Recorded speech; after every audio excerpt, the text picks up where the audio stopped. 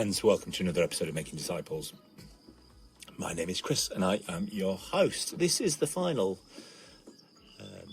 third episode where I've been recording here live in Greece. We've been in Athens last couple of episodes and now we find ourselves in Corinth.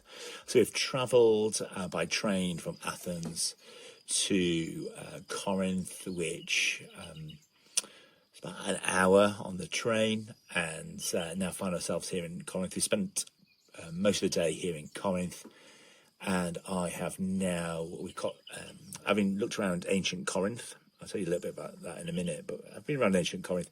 We then got a taxi, about 10 minutes, up to what is called Corinth, and it's a mountain that kind of sits behind Corinth, so it overlooks Corinth.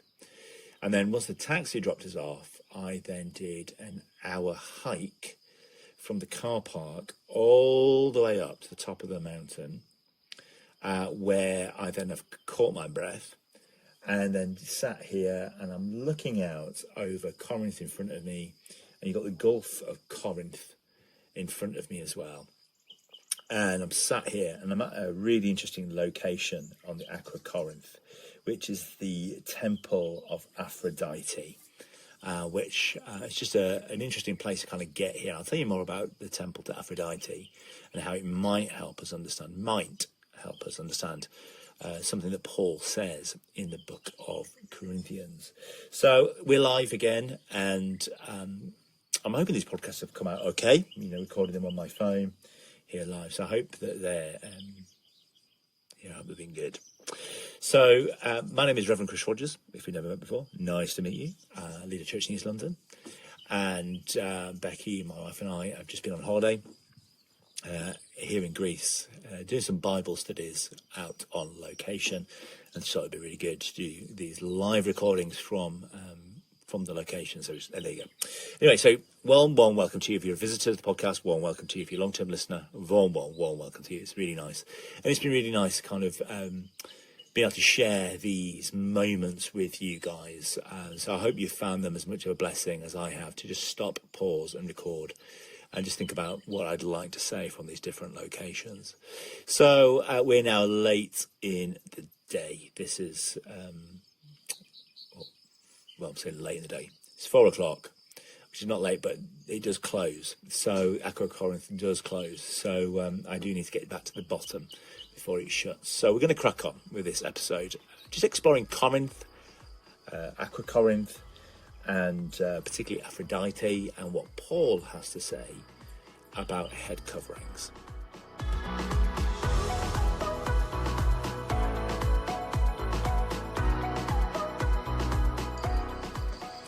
So let's dive in. So I'm going to be focusing on the location, and I'm going to be focusing on a passage from 1 Corinthians 15. So while we're here, so I'm sat at the top of the Aqua Corinth. I'm actually sat on a stoned area, which is exactly where Aphrodite's temple was. Now, some of the stones have been taken, they've been used to rebuild other things, so a lot of the stones are missing. I'm looking out over the Gulf of Corinth. It's a little distance away, but you can see it there on the horizon. Right in front of me, I've got ancient Corinth. So Bex and I have had a good look around ancient Corinth. Really lovely to go and see the entranceway, the walkway into Corinth, see where Paul would have made his tents. He was a tent maker while he was in Corinth. And we've looked around all there. We've been to see where Paul was on trial. And we can see the actual footing, the property where Paul was on trial there in Corinth. So it's been a really good little walk around to get a sense of the area and the space. Corinth is massive. A few things about Corinth that it's just helpful to know about is that Corinth was incredibly wealthy. And as a space, Corinth was full of trade. It was on a major trade route. It would be often full of traders, sailors, who brought produce in off the Gulf of Corinth, had come up to Corinth to trade and sell. It was a major sale route marketplace. The agora here was large for selling the produce that had been found. So Corinth was this multicultural but yet deeply religious place. And it's kind of like what Paul is speaking into, and a little bit like, some of the places we've been in Athens, deeply religious, lots of other religions around, worship to other gods, but yet Paul is bringing the gospel in, and he's writing in 1 Corinthians to a church that met here.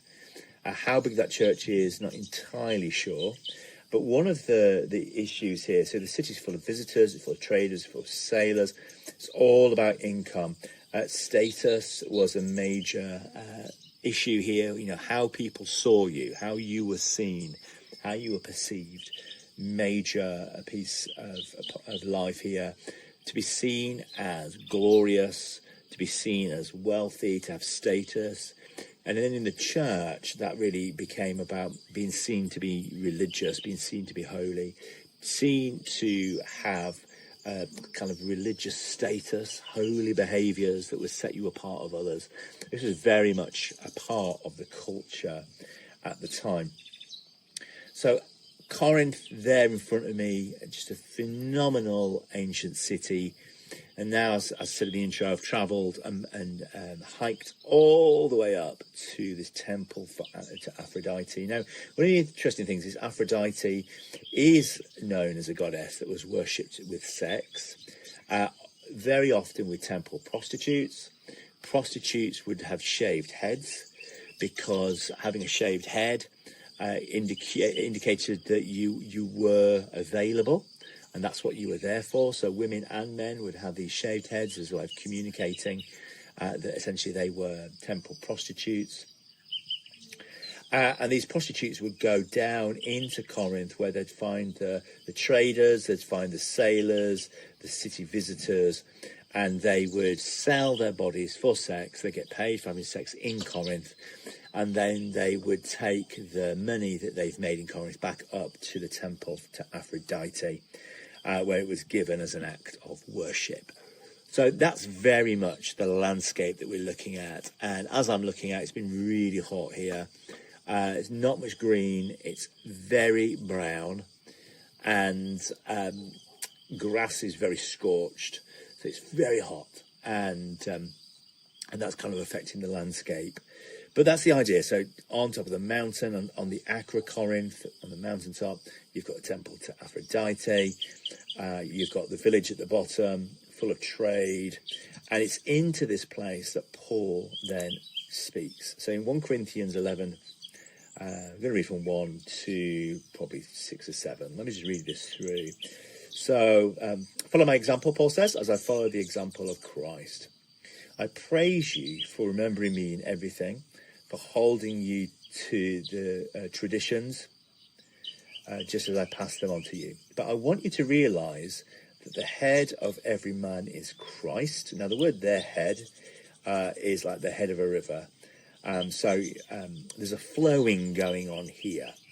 So head does not necessarily mean control or authority in the way that we would naturally think. I'm going to walk this through, but I want you to realize that the head of every man is Christ. The head of the woman is the man.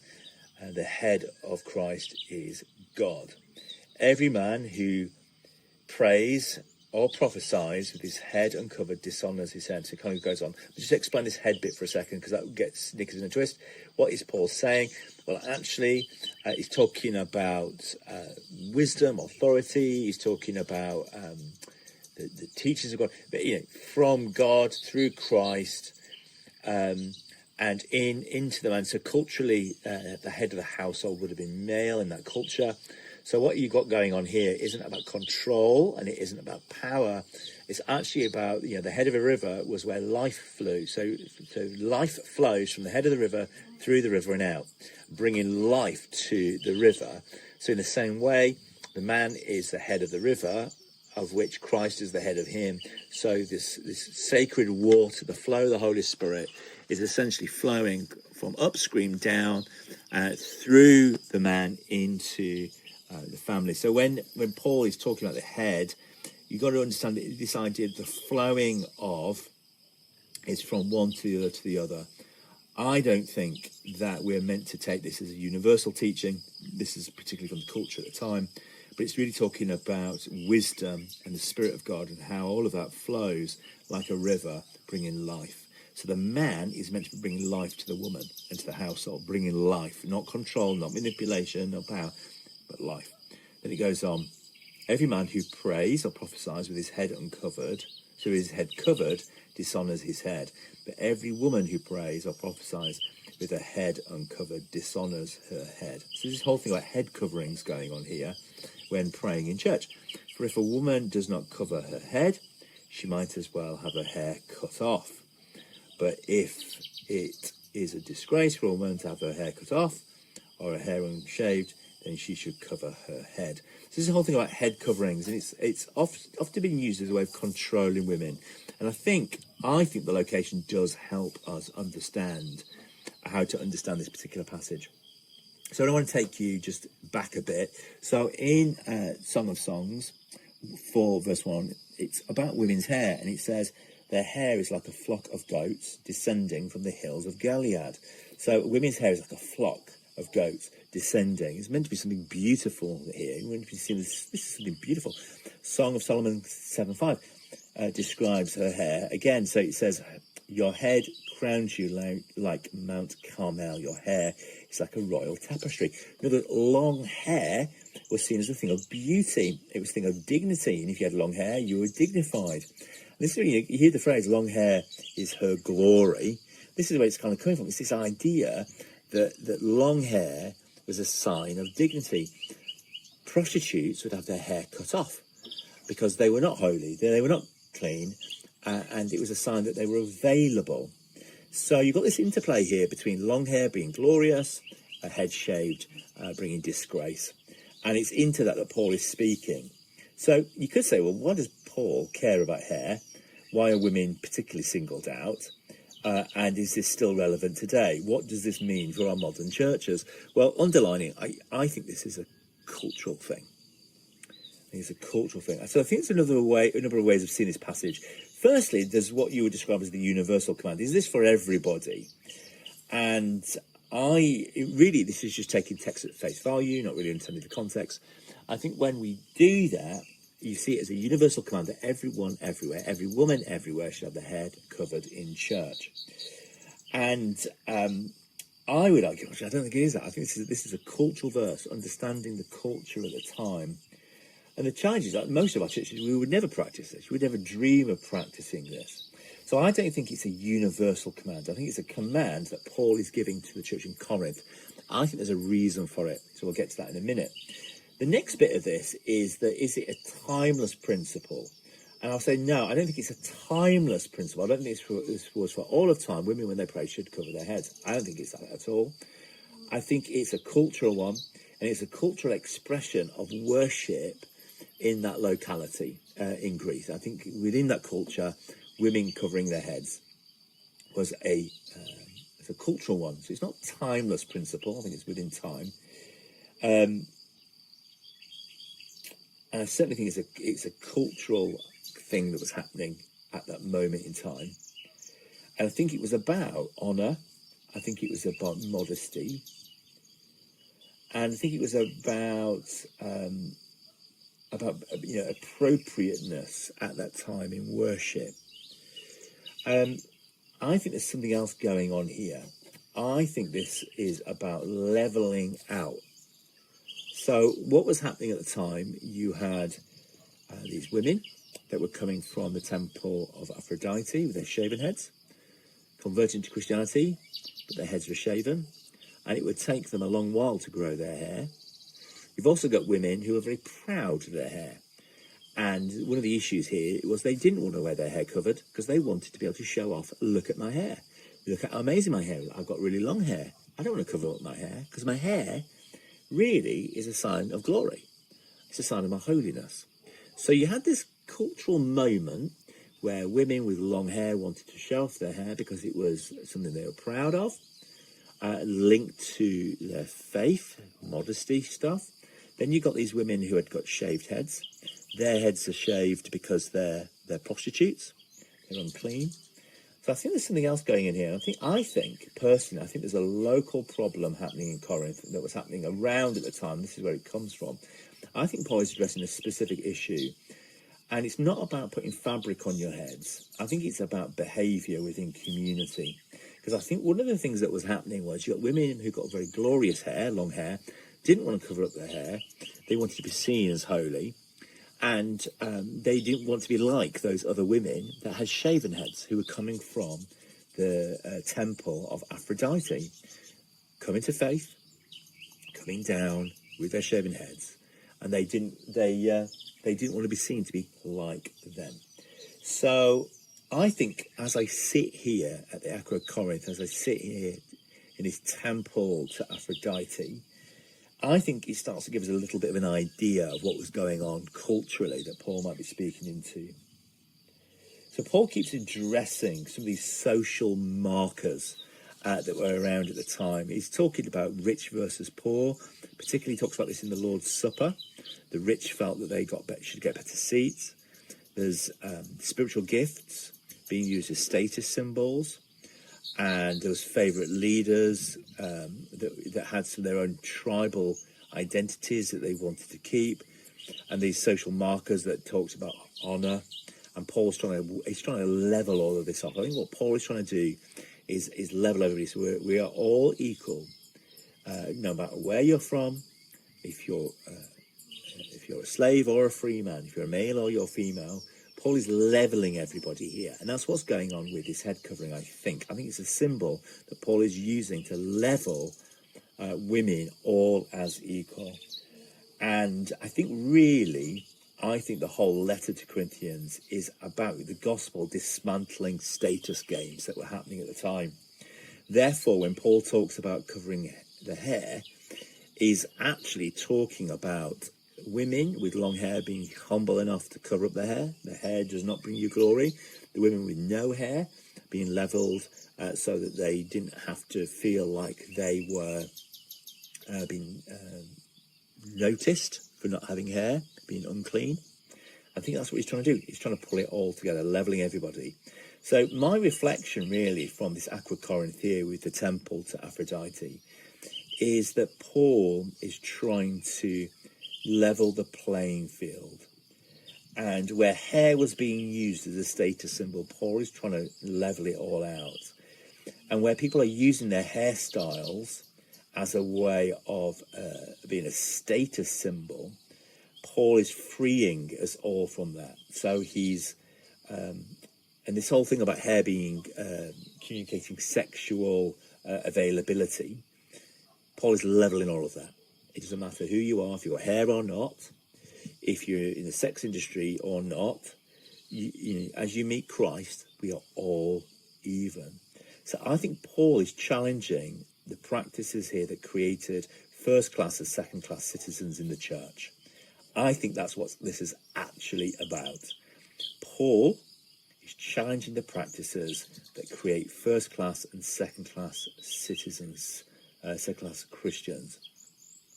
So you could say, whatever the issue was, hairstyles, head coverings, social status, or something else, Paul is levelling it in his letters to the Corinthians. He is making us all equal. So therefore, the gospel is creating a different kind of community, not one that is built on status symbols, but is one that's actually built upon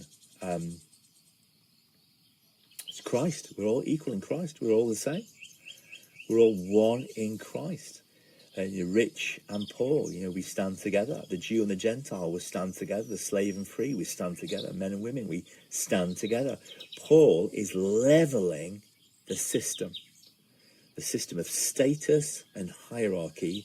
Paul is levelling the lot. It's this idea that we're not all identical, but all equally valued. That's who we are. So, just returning back here to the mountain then, as I sit here, where the temple of Aphrodite once was, as it looks over the city, whatever Paul meant by these head coverings, I don't think it was about fashion, and I don't think it is about oppression. I think he was making a deeper statement. I think when people gather to worship Jesus, they were elevating themselves, making themselves more important. They wanted to be honoured as one who stands out. I think Paul is levelling all of that, making us all one in Christ. So I think this is relevant to us wherever we find ourselves, whatever town, village or city we find ourselves in. It's not about the hair coverings.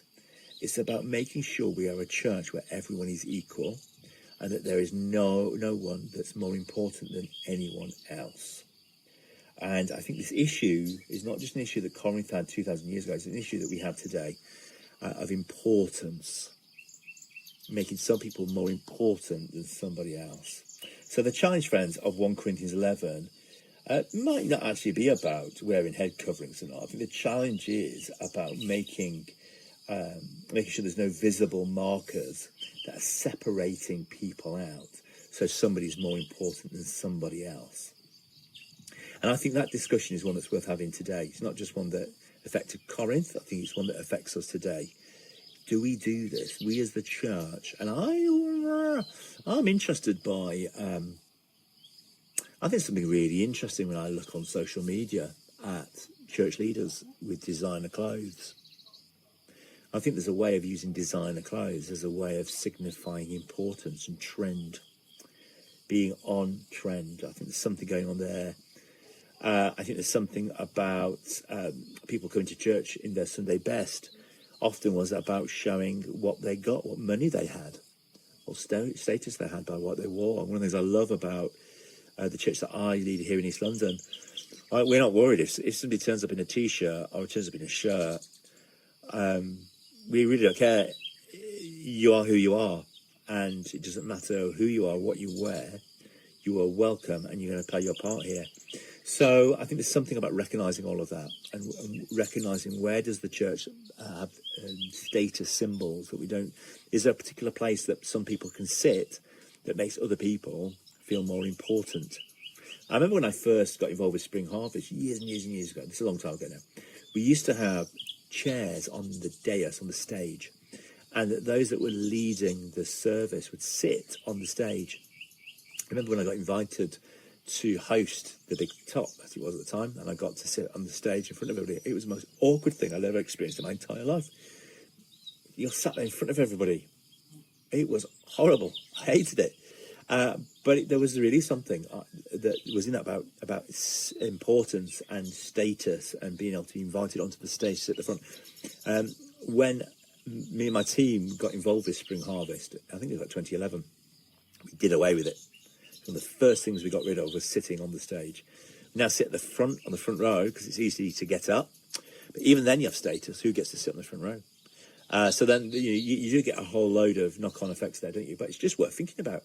What is there? Where can somebody sit? What clothing do they wear? What is communicating status in your church community?